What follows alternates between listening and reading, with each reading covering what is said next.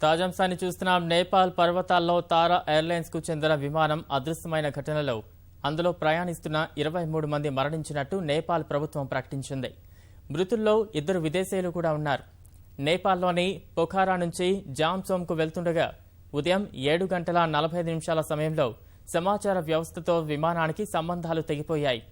ఆ వెంటనే దాని జాడ తెలుసుకునేందుకు 3 సైనిక హెలికాప్టర్లను రంగంలోకి దించారు. అయితే ప్రతికూల వాతావరణ పరిస్థితుల వల్ల కొన్ని గంటల పాటు గాలింపు చర్యలు నిలిచిపోయాయి. తిరిగి గాలింపు చర్యల్ని ప్రారంభించిన సిబ్బంది పర్వత ప్రాంతంలో విమాన శకలాల్ని గుర్తించారు. ఈ ఘోర ప్రమాదంలో ప్రయాణికులంతా మరణించినట్టు నేపాల్ పర్యాటక శాఖ మంత్రి ప్రకటించారు. ప్రమాదానికి కారణాల్ని అన్వేషిస్తున్నారు.